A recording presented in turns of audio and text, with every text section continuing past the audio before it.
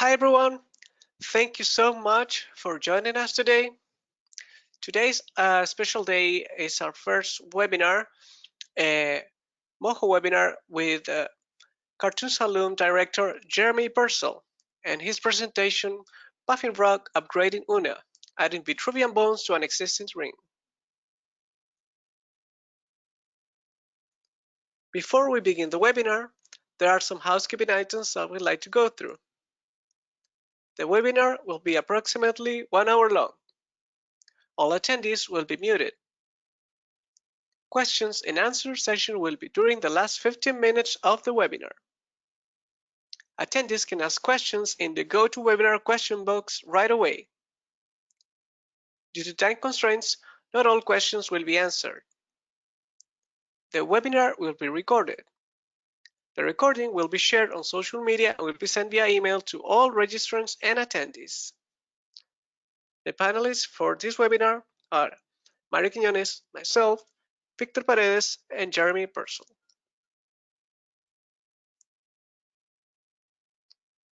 For those of you who are joining us for the very first time or have never heard about Moho, Moho is your all-in-one animation software. Moho is a powerful 2D animation software that combines the most powerful animation technology with state-of-the-art professional animation tools. Draw, rig, and animate easily.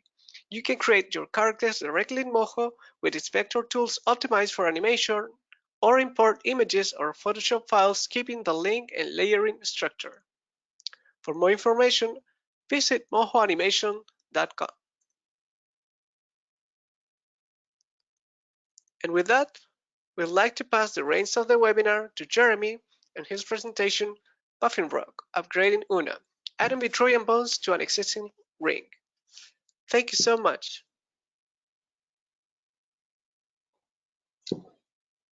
Thank you, Mario. So I just wanted to do a little bit of an introduction about myself before we start. So just in case nobody knows about Cartoon Saloon and what we do. So I first used Moho or Anime Studio as it was at the time.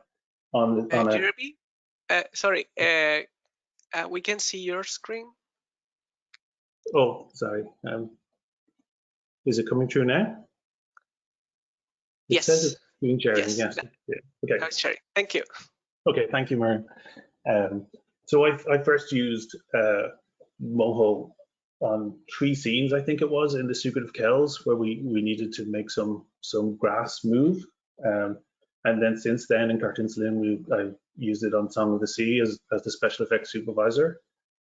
We used it quite a lot to do effects, and we even animated 3 or 4 scenes fully within Moho.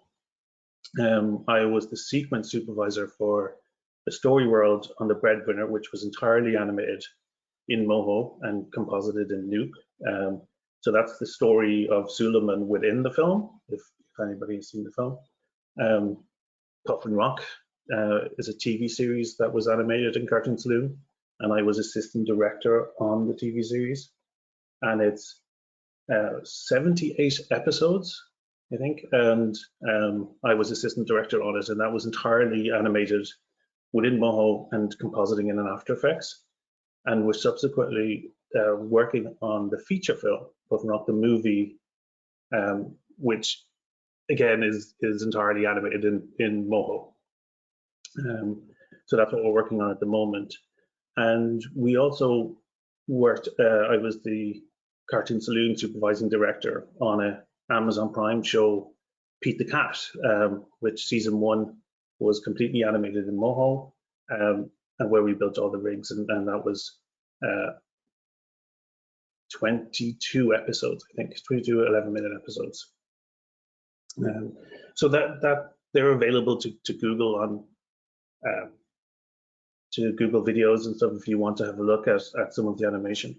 I will play a little clip now, just of Puffin Rock. It's only 45 seconds, so hopefully it won't stutter too badly across the internet connections.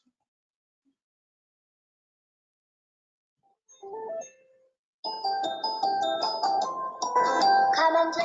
On this island, you'll find family. Don't worry, Mama. I'm a big puffin noise. Friends. And something new to explore. Follow me. Every day. On the beach or in the rain or shine.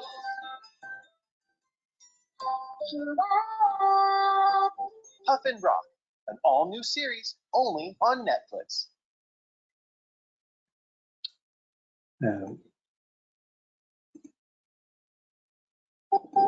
Okay, so that's the general introduction out of the way, but let's get to Moho.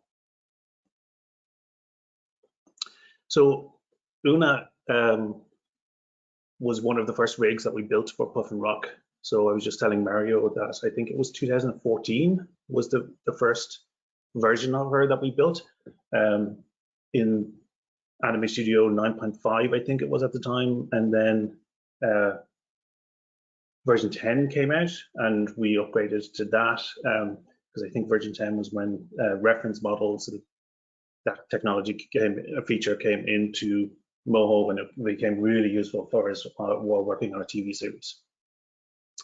But she's very much like, she's gone through little upgrades since then, but nothing as drastic as Vitruvian Bones. So how we used to have to animate her was for all her individual wings, we had a switch layer, and the animator would have to come down and change the switch layer to whichever wing that they wanted, and subsequently animate that wing to what they wanted to happen, to create the actions of her flying and jumping and stuff like that. And we had both the wings on the top and the wings on the bottom. So it was a slightly cumbersome process of having to switch between different timeline layers, so that they would animate at the top, change this here to wing 5, come down to wing 5, animate that a little bit, and then change to the next wing 6, and animate that to create different actions. But it worked quite well for what we wanted to do with Oona, because it let us add more wings to her. It let us put individual smart actions on the wings and stuff like that. So it worked quite well, and we used the same process for her beaks. So they're switch layers as well, and we used the same process for her expressions, so that she can switch between different expressions. But with the new Vitruvian Bone feature, that kind of changes everything for us with wings. So now the animator has the wing that they want, and just switches through the wings that they would like to switch through, and they can animate away.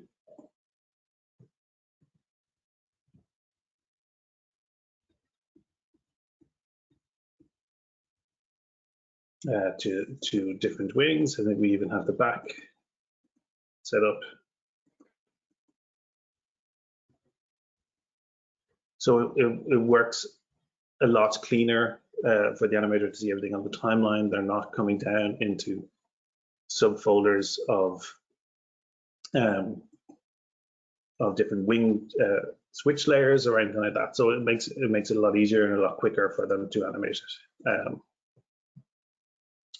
So I'm going to go through the step-by-step process of turning original Oona into Vitruvian Bone Oona. So it's for us, it's a little bit of a long process in preparing to transfer the bones, because we work on a TV series with a lot of different animators and that kind of stuff. We have to be very careful of the structure that we use for things. So we do an awful lot of naming the bones. So if I show you here on this original Oona, so we check wing 2 here. So we would, as much as we possibly can, try and name every bone on the model, so that there's no B1s or B2s. So if you need to transfer a bone from one model to another, it's easy to transfer. It helps us keep track of smart actions, that kind of stuff with it. So if we look down at our switch layers of our wings, you can see each wing is called wing 1, wing 1, bone 2, wing 1, bone 3, and so on. So you can see here, because they're all individual layers, they're just called wing 1_3. So our first step in transferring is having to make all of these bones unique, because they're going to exist on the one timeline eventually. So it's quite a simple process to it.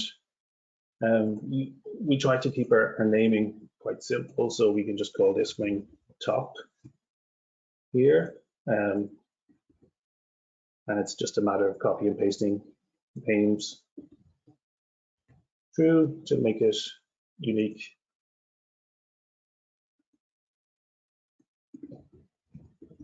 We would do then, this one would be wing top 2, then we would have wing top 3, and so on.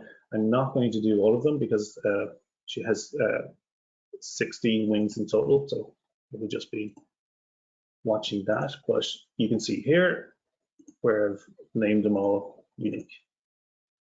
Wing 5, top 1, and then the same happens on the bottom, wing bottom 2, wing bottom feather 4, and so on. So that way it helps us keep track of everything. But we also have actions on these bones, particularly with these spread wings. We have smart actions that work on them to just do small corrections of the wings and stuff like that as we're bending them. So it looks like it keeps the design of them for us. So we also have to go in and look at the actions, and quite easy to fix the actions. So we have feather 1 here, so that's this one. Just copy, and the way the actions work, as long as we rename the action to be the same name,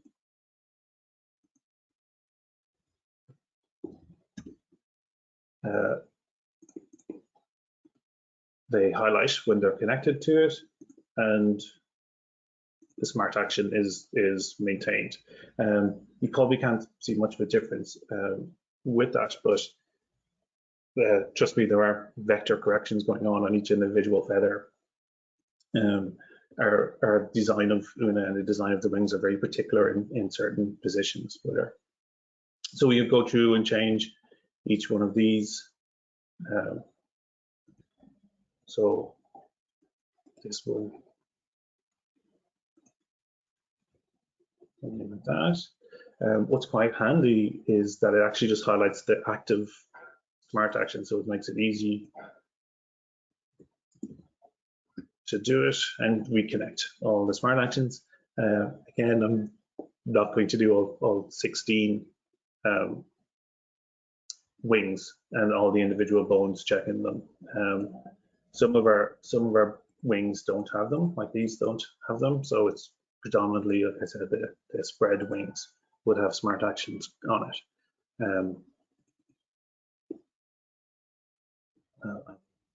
Here's the prepared version that has all of the actions renamed correctly,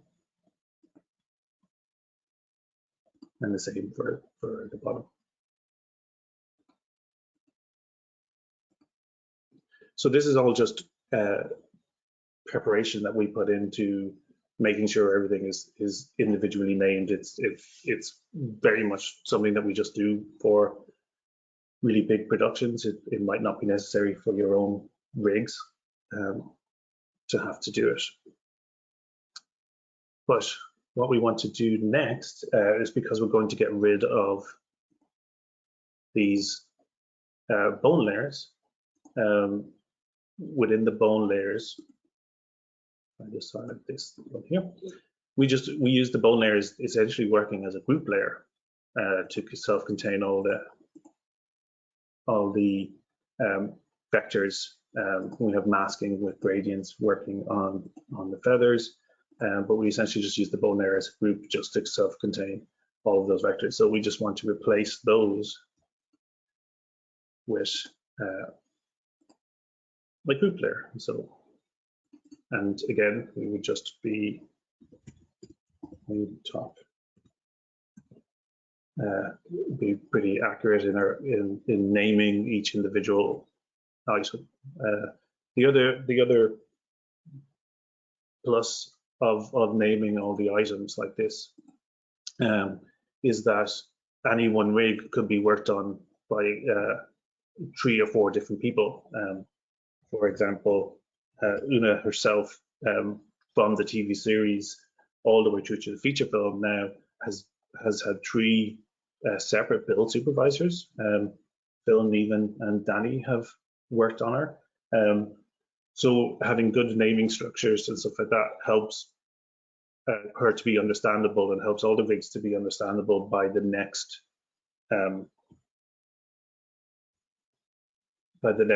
person, or even not even supervisor, but even the next rigger coming in to her, to fully understand what's happening. So we would go through and group all of these individual folders into groups. One thing that we always like to do as well with groups is we're always resetting origin points to be where rotations might happen. So like on these wings, the rotation point will be at the shoulder. So we always, as much as possible, trying to reset origin points to be at the correct place. And you can see everything is grouped within the folder. We had some masking here, particularly in these bottom wing 4 gradient bone layers. We're working as masks, so we've transferred the mask settings over to the group folder as well. I'm just going to just close down a couple of files just to make sure that there's no.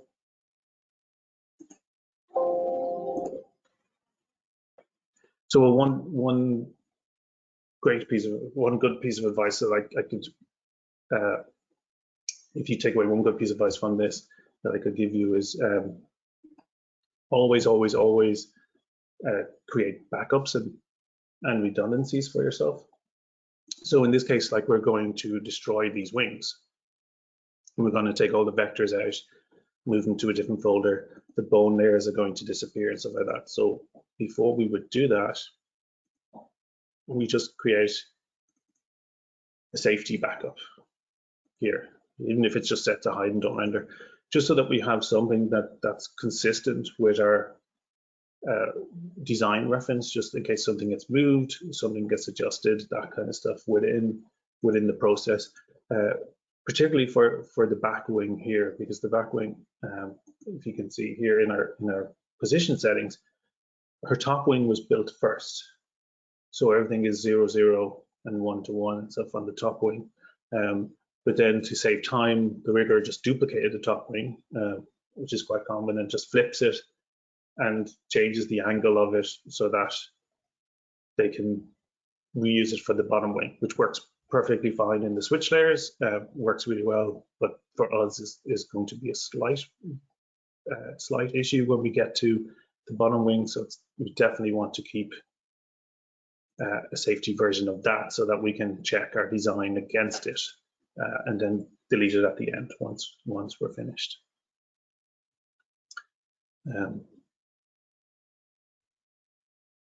So we want to move all of these.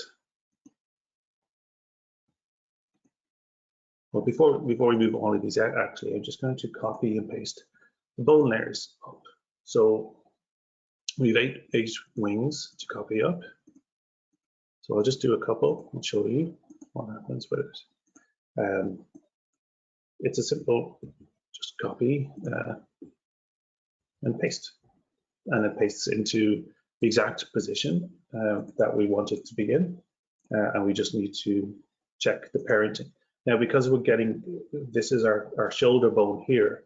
Our shoulder bone is essentially what controls the switch layer, and that's going to be replaced. That's going to be removed. So we want our wing bones to be parented to the same bone that the shoulder bone is, which will be this one. So we just have to parent our wings to that. We can just leave that bone for now. We'll take this one, paste into the correct position. Now, if we take all 8 wings and a mistake there, sorry, onto the switch layer, paste it onto the bone. Okay, so if we pasted all of the wings on here, it would get very complicated to see what wings are where. So, for example, if I take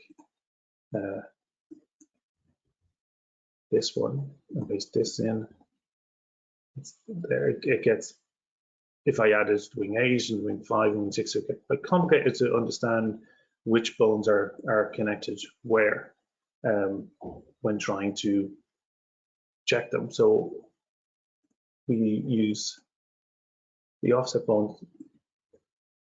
So I will just drag these off the body so that we can clearly see them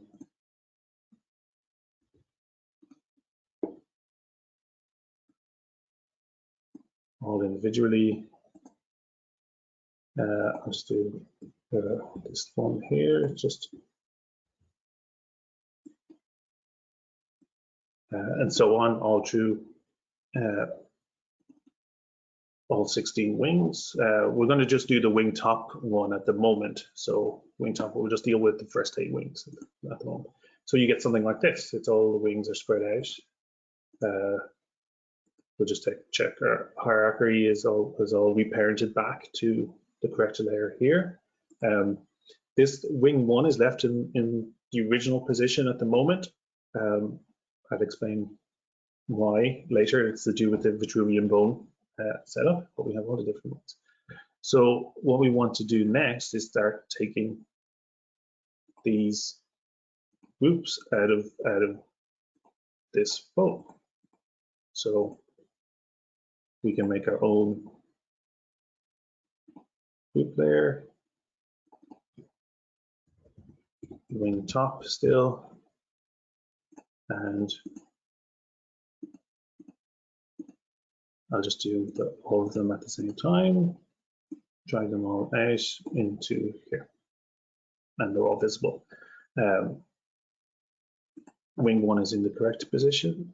I will just turn on paths here so we can see this. And then wing 2 should be positioned out here. Wing 3 positioned. Wing 4, and so on through all the bones. So now we have our wing completely separated out in our own folder here. You can see I still have my reference folder here if I want to come back to it. But we have it all separated out. But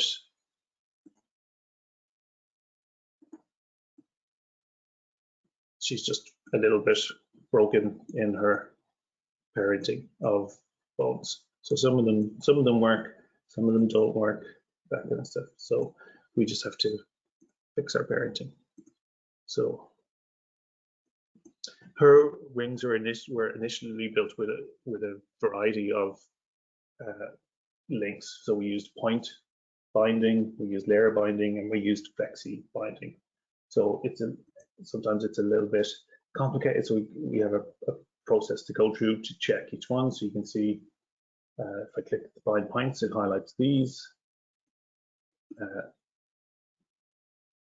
So I can just select that wing. It's most likely that's parented to that. And then it's probably just going to be flexi binding for the rest.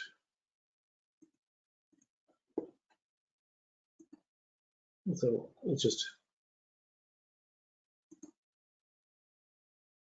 then we check the gradient. It's probable that the gradient is we check for pipe binding first. No, so we're just flexi bind. Same with check for pipe binding. So we have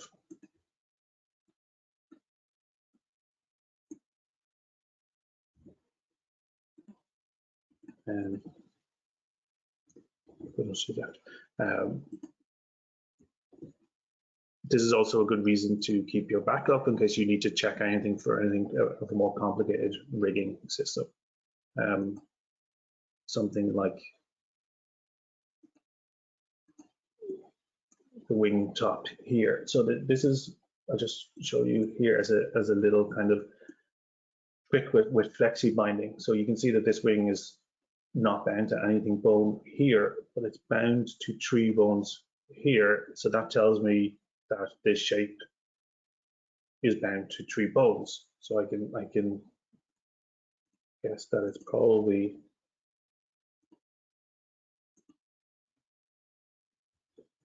those 3.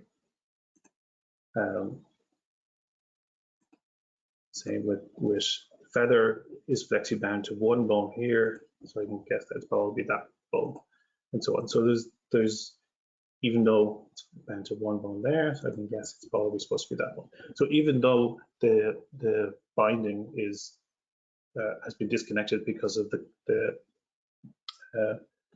because the bones have been transferred up to the main bone rig and then thus been given a new ID number, and the rigging is not connected, it can be pretty quick to just reconnect them, especially on something as simple as construction as the wings here, so that you end up with all the bones relinked.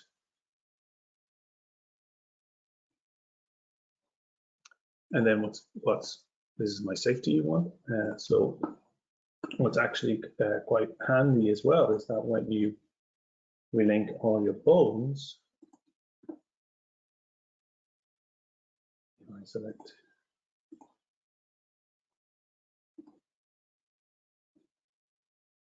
your actions transfer with it. So all of my smart actions that the rigger has built on the individual wing layers here have all transferred over onto the main rig. So we're not actually losing any work.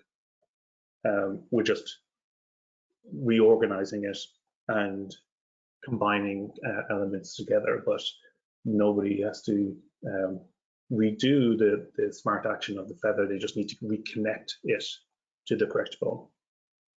So that's quite handy and will actually come in very handy later on when it comes to animation.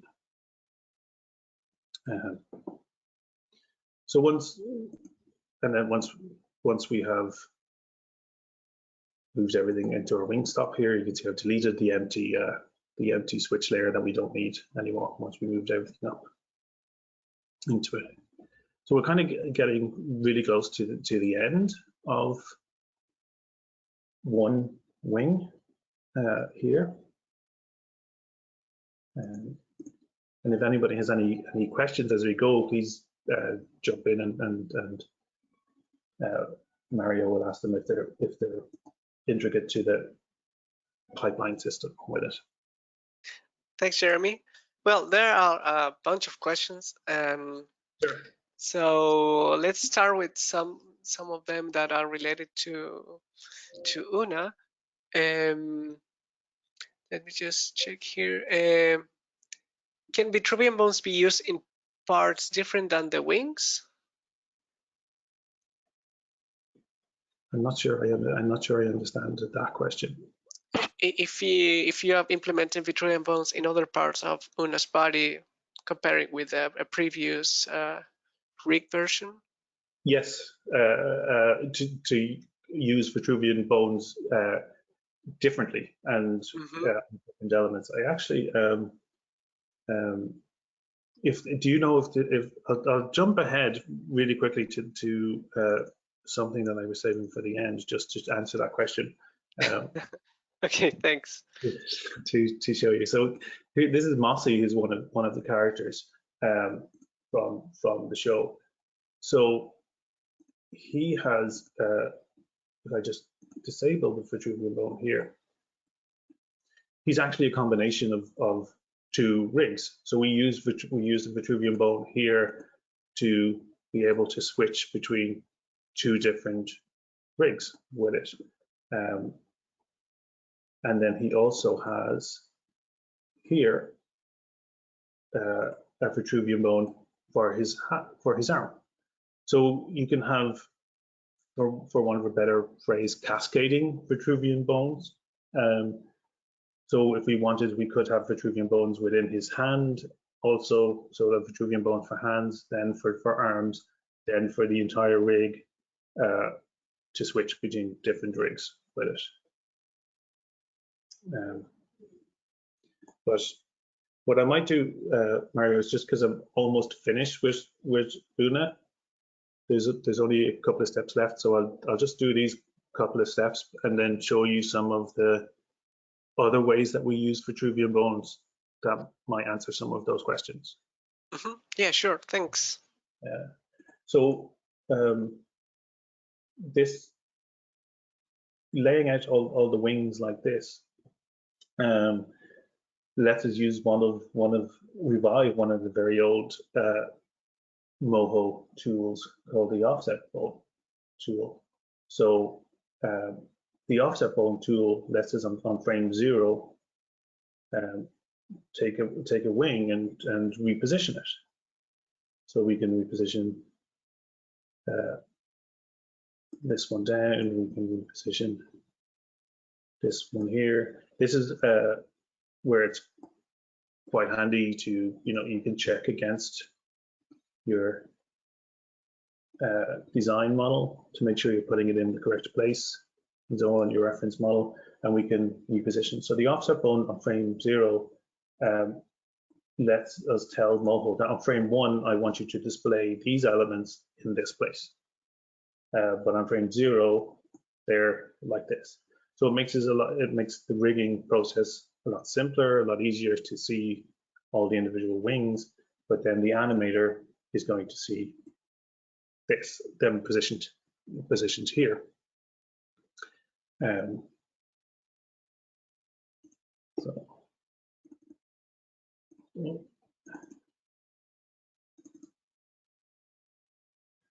So we'll end up with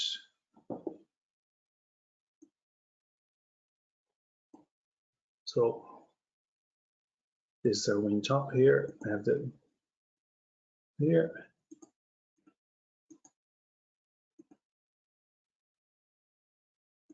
Sorry, turn that off. So in this version here, I've also done the offset for the bottom wing. So the bottom wing is exactly the same process, except, as I said, you just have to compensate for the flipping and stuff like that goes on here with the bottom wing, but exactly the same process in terms of doing it, and we can then convert the wings to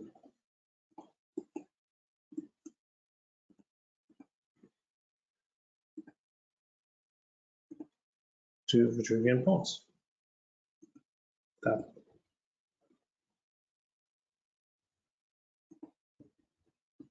Oh, good job. I've selected the shoulder bone by accident. Sorry, hold on. Let me ungroup that. So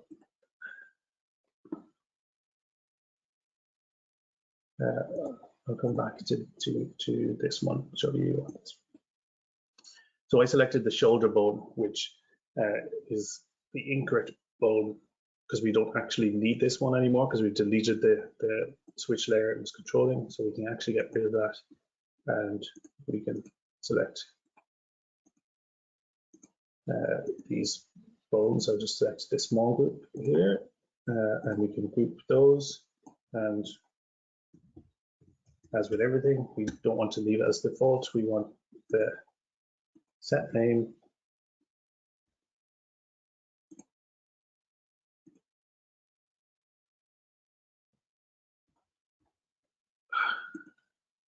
Something has gone wrong with it.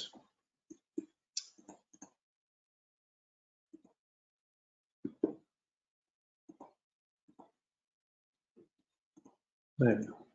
I'll just do my shortcuts are not working, so I'll just do a manual switching. So it works like that.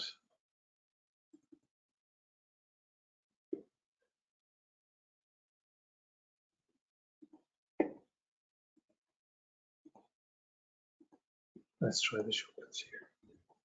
No, the shortcuts. Okay, they're working. And she's working on the back as well. So now all the wings are self-contained within the one. We're on the group here, so it's still easy for the rigger. It's still understandable. They know what needs to change if they or how to get to certain layers. But the animator only needs to work on this top section. So just one quick thing that I found that's quite interesting about smart actions being maintained as you move bones up through the animation or through the rig, sorry. So with it, because Oona has gone through quite a lot of TV shows and now the film, she has gathered a lot of animation. So she has different things like a run animation,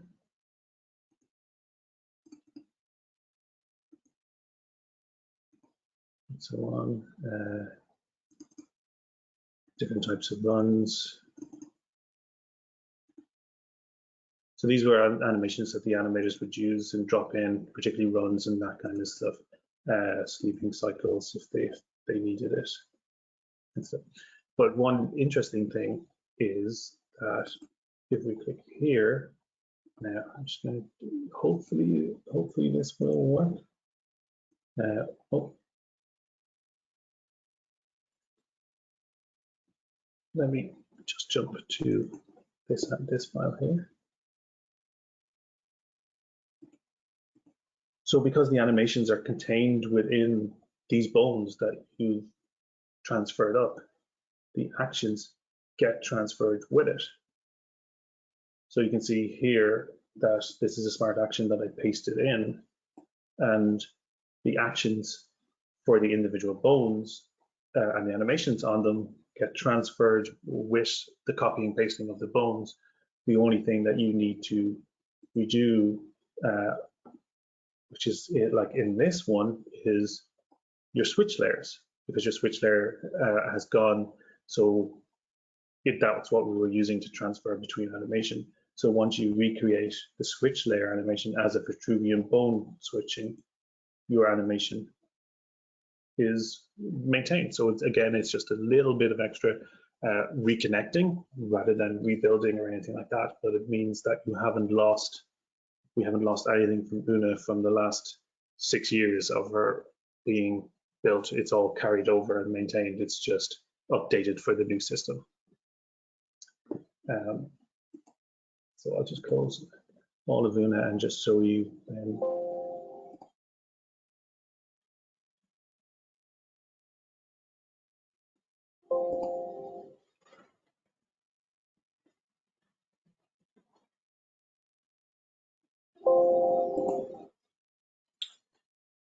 Let's just check in everything to make sure.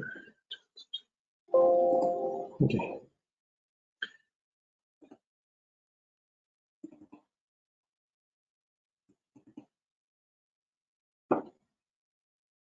so we can use it. Bernie, for example, was a really complex rig for animators when he was first built, in terms of having to deal with bone animation. So he had claws that were up, but because of his head, we had two claws that we had to activate between them. And then if the animator animated something up here on this bone, they had to copy and paste it down onto that bone. So it was quite a cumbersome rig to be able to animate, in terms of his claws and picking up stuff. But now they just do this. Much quicker, much simpler.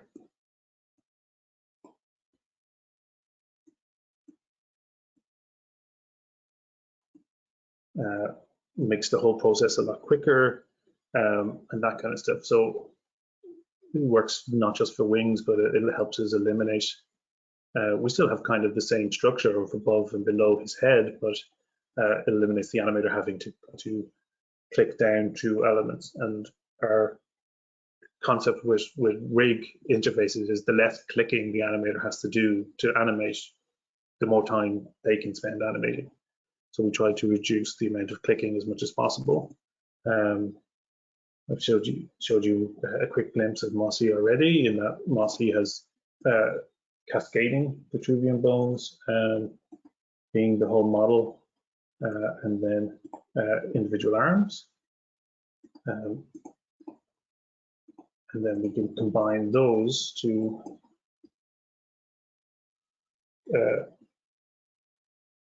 be able for the animator to be able to what used to be two individual rigs of using eyes to visibility keys to turn on and off, they can now do with the one rig. Particularly Mossy's is mostly 50% between standing up and 50% on his legs. So rigs that are used quite a lot, it's quite handy. And another character that's very useful for this also is Baba. So I just showed you. So Baba has these individual rigs here, but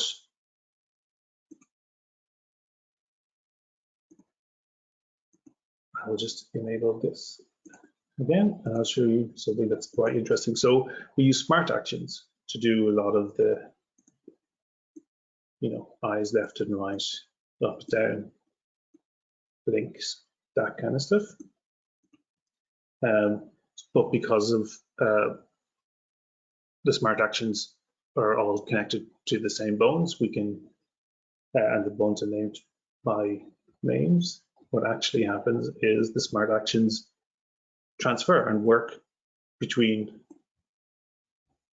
all the Vitruvian versions at the same time.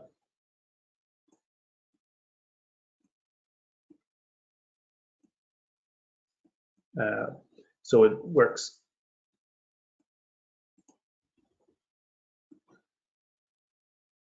a lot better for the animator to know that if they're changing his eye direction on one rig, in this Vitruvian bone setup, they're changing the eye direction on every rig, so every one is going to match up all the way through. So it lets us have common smart actions between the rigs, which is pretty handy. It saves a lot of time for the animators. And I think that's everything, Mario. So if there's any questions. Let's start with the simpler ones. I Okay. think that you were using like a shortcut to change in between Vitruvian bones. Can you share that again? Yes. So if I click the Vitruvian bone here, there's a little handy tool, a little on my screen. It's down the bottom. I think on some screens you can have it positioned at the top, but down here it gives you a little bit of information about the tool that you have selected. So if I click on Vitruvian bones, you can see here it says use Alt D and Alt C to cycle through Vitruvian bones. So you can use Alt-C and Alt-T to come back. So that actually works no matter what tool I have selected up here, as long as I have this bone here selected. So I need to tell Moho which Vitruvian bone I want to cycle, but as long as I have one a Vitruvian bone selected, it will let me cycle. But that's, I often have a quick look down here sometimes if I forget shortcuts and stuff like that of what to use, because the Moho will tell you the information. So anytime you change in the timeline, if you do the shortcut, the Vitruvian bone will change. Yes, yeah, and you'll get a new key here. So you can see the new key appearing, and of course that can be deleted and stuff like that as well. That's awesome. And Jeremy, I see that Vitruvian bones make the animation process easier. Do Vitruvian bones make the rigging process easier too? Is it something that you would recommend to anybody who's rigging characters? Absolutely, absolutely. Taking somebody like Oona and upgrading her, or taking something like Baba here as an existing character who was 3 individual rigs, it feels like a slightly complex process to switch them over to Vitruvian bones, but it's very much, if you think of how I went through the wings, it's just I made unique names, fixed the smart actions, transferred the bones, reconnected it, and it works. Like it's a very much a step-by-step process, although it feels complicated because of our naming systems and stuff like that. But it's a much better, I think, rigging process than the complicated rigs like Bernie here is a very complex, weird rig of double switch layers and stuff like that. So even for rigging, I think it's a much better approach. And here's another question from Paul. How many angles or position of the character would you have for some characters like Oona? How many poses would you recommend for creating characters? For say like a character like Oona,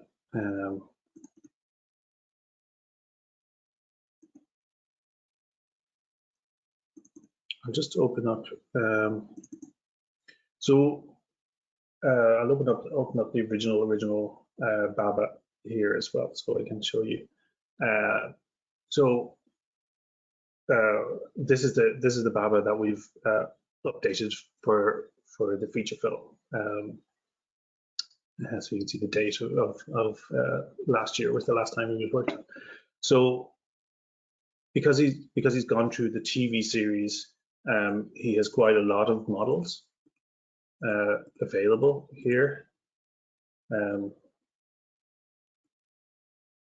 So he's hanging different views. Baba's a ball, Baba sitting frontwards, sitting to the 3/4, ball turnaround, ball 3/4, that kind of stuff. So because for each episode, if a new rig was needed, we would just build a new rig. But in general, for the characters, for Oona, for example, would just be the 3/4 view that we have. The main one that we would use is just this 3/4 view, because we can do quite a lot with her. She's a bow kind of head turn to face different directions. She can have her body can reposition slightly and that kind of stuff. So we can do a lot of stuff with her. But then if we need other views,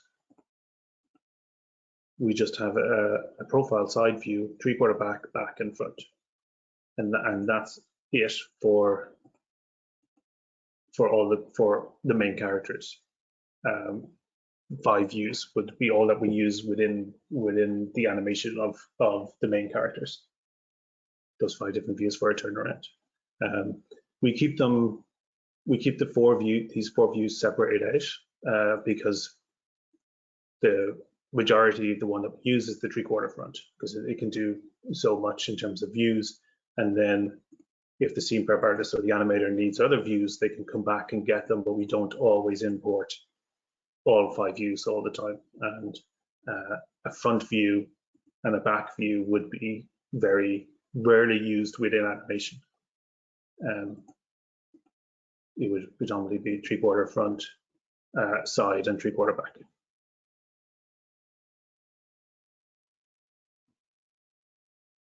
Okay.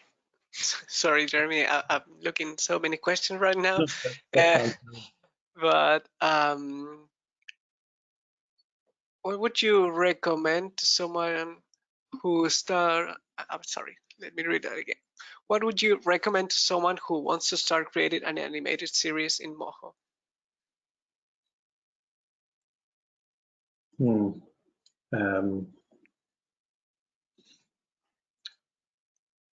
Just start, I think. Particularly from knowing what you can do with the rigs and the animation and stuff. We're slightly different in Cartoon Saloon in that we have a studio behind us, but I've made shorts and stuff like that. We finished a short that's in the end of 2019, the beginning of 2020, A Cat Called Jam, which was a much smaller production, and my assistant director on Puffin Rock, Lorraine Lorden, directed that, and we made that entirely in Moho. And it's just something that I feel you should just start working on it and trying to figure out what you're able to do with Moho in terms of what you want the show to look like. So when we started Puffin Rock, there was a lot of designs by Lily, who was the art director and one of the creators, about how the show would look, and it just kind of happened that Moho could do everything that she wanted it, how she wanted it to look. But if you want to do something in Moho, and you want to do something that's very fast and quick to turn around, you want to try and build a rig like Oona, whose one rig is going to work for 90% of the animation. Right. You don't want to have to build complex shapes, or complex angles and lots of 3-dimensional camera turns and stuff like that. So I think although that's all possible within Moho, and I think Pete the Cat was more advanced than Puffin Rock in terms of that animation, but that was 40 animators working on it. Whereas the Puffin Rock TV series was 12 to 15 animators. And Jeremy, what do you like the most about working on Puffin Rock?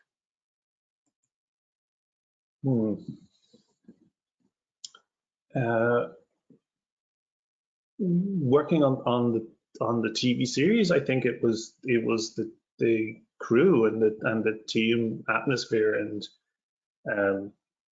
and working with Moho and figuring out how we had to do stuff, and it was a very collaborative atmosphere with the director and the line producer Nuria and director Morris, in terms of what was possible and what we could do and how we could make it better. And we were all predominantly in the one room, and our co-producers, Stoggers in Northern Ireland, had some animators in their room, but it was very much a team effort on it. That's a little bit different on the feature film because of COVID and the situation. Everybody's at home. It's a little bit more difficult, but I think on the feature film, it's seeing new artists coming into it and building on the TV series and what they can bring creatively to the project is really exciting for us to see on a day-to-day basis. And Jeremy, regarding the art production, here's another interesting question. Do you work with a separate software, then you import the layers, or you recreate any art that will be animated inside Moho? Do you use any specific brush styles that you created for Puffin Rock, or is it something that it already comes with the software? So I'll just do a quick Google search so I can, because some of the information is out here. So this is all of the different expressions that were created for Oona. Here's the one that's actually named. So these are some of the model sheets from the TV series that have been released. So everything was created in Photoshop first. Right. So all these were drawn in Photoshop. Louise Bagnall was the designer, and Lydia Bernard was the art director. So because they were more comfortable working in Photoshop, and they wanted to say, this is what we want, and then it was up to us to recreate that and match it here. So everything within Oona is completely rebuilt and redrawn as vectors. So we even have brush textures here that will apply in the textures to it. So we rebuild everything rather than import from Illustrator or anything like that, because we really try to have very precise control over what points appear where and that kind of stuff. So if you look at her face here, she should be symmetrical in the number of points on this side of the face as on this side of the face. And we place the points not only for where they are going to be in this position, but also how we want the points to be here in this position. So because we're creating the turnaround, we need the same number of points on both sides of the face and stuff like that. So it's very particular about where points are placed and stuff like that. And we can only do that if we rebuild the character in Moho to be able to position stuff like that. But Oona, in terms of the amount of work that's gone into this one rig, was probably about 2 months, 2.5 months, research and development and building to create the first version of her. And as we went through the TV series, we found that nobody breaks a rig like 20 animators working on it. So they would find interesting ways that it would break, and because of the referencing updates, we were able to feed that information back to the rigger, who would then make small corrections to her, and the animator could run an update and fix the issue that they were having within the rig and stuff like that. So she's gone through, it's not that we just build a rig and that's it. It goes through a kind of testing process with the animators when they're animating the first couple of episodes, and she gets improved and the rigging gets built upon and made better as we go, and that kind of stuff. So it's the rigging process is a ongoing thing with on our productions. And here's a related question from Bobby. He's saying, any tips from 3D riggers going into 2D rigging? What's like the mindset that they will have to just like have to recreate a 2D character and make some 2.5 simulations? Yeah, it's well, we tried we tried to help as much as possible. I can actually, these model sheets are quite handy, so I can try and show you here with this model sheet. So here, like, the designer is building the different views of Oona. So what she would look like if she looked up, and what she would look like if she looked down. Particularly here on the wings as well, the designer has designed every pose of the wing for how the animator might use it. So we would also do how much squash would be in the character, how much stretch would be in the character. So all of that was initially designed. So we have squash and stretch in it. How much the character, when the character looked down, what would their face look like? When the character looked up, what their face would look like. But if you slowly watch Oona's head turn, if I do a quick view of that and show you, so she's not a proper three-dimensional character. Her beak gets slightly longer for the profile view than it is here for the three-quarter. So she's very graphically designed in that way.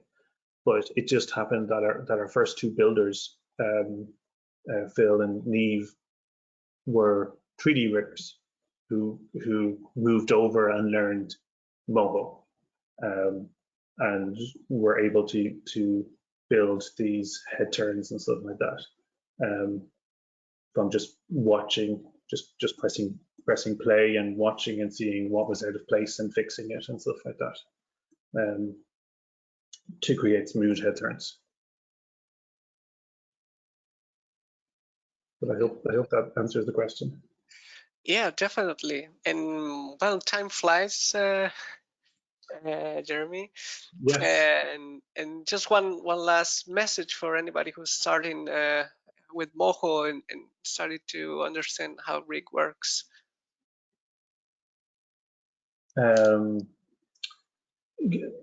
If you're not on the forum, join the forum. It's such an amount of information. It can be a little bit overwhelming to find stuff, but I use it quite regularly, even to just say, oh, I remember there was a script that did this at some stage. Does anybody remember where that script was? And then within a couple of hours, someone has found it and given it to you. So there's such an amount of sharing on the forum in terms of knowledge. Nobody, our kind of view here to doing webinars and to sharing Moho knowledge is, if it helps us, if everybody's better at Moho, it's only going to help us. If Moho is used more, it's only going to help Cartoon Saloon more when we want to recruit people. So there's no hidden information, and the same is with the forum. Everybody is so open to sharing information and helping each other and getting to know Moho, particularly the odd rigging issues that you will come into and stuff like that, because we were all just learning Moho at some stage. Mm-hmm. Yes, so we open up the invitation for everybody who has doubts about Moho and to join the forum. You can find it on the chat. I left the link, but also you can visit our website. So just a closer. Thank you so much, Jeremy. Everybody loved your presentation, and there were so many questions that were unanswered, but hopefully most of them were answered during this presentation. Great. I hope people found it informative and enjoy using the new Vitruvian Bones. Yes. So you can share them with us on social media. You can tag us as #mohoanimation. Learn more about Moho on our website, mohoanimation.com.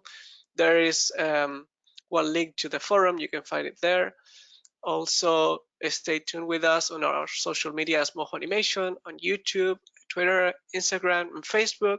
Remember that this webinar is being recorded, so if you haven't subscribed to our YouTube channel, please do it and you'll receive a notification when this video is available. For more information about Jeremy and his project on Puffin Rock, follow Puffin Rock official account on Instagram, and also Cartoon Saloon. And you can visit the website puffinrock.com and also cartoonsaloon.ie. So with that, thanks again, Jeremy, for this amazing presentation. And thank you to everybody for coming. Yes, thank you. Thank you so much to everybody who joined us. So stay tuned with us and we'll see you on our next event. So thank you so much. Bye-bye. Thank you, Mario. Bye.